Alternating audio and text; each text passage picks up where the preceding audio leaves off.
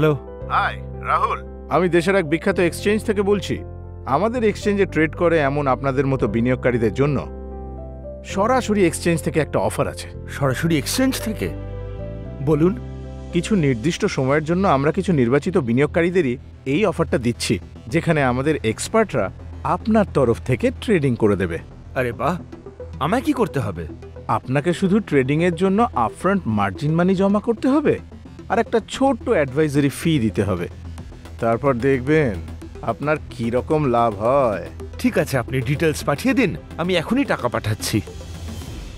কি ব্যাপার রাহুল, খুব খুশি বলে মনে হচ্ছে। আরে জানো, আমি না লটারি পেয়ে গেছি।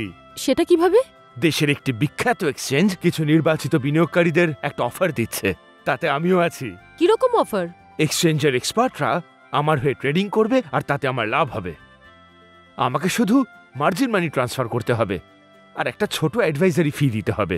দাঁড়াও, তোমার কি পূর্ণ বিশ্বাস আছে যে এই কলটা এক্সচেঞ্জ থেকেই এসেছিল? ও যখন আমার ট্রেডিং এর ব্যাপারে জানে তখন কলটা নিশ্চয়ই এক্সচেঞ্জ থেকেই এসেছিল।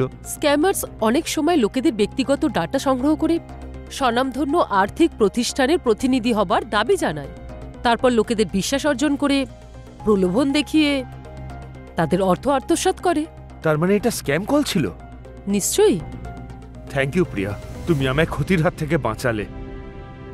নিয়ন্ত্রিত এক্সচেঞ্জ বিনিয়োগ সম্পর্কিত পরামর্শ অথবা নিশ্চিত রিটার্নে দাবি করে না, আর না তো অন্যের হয়ে ট্রেডিং করে দেয়।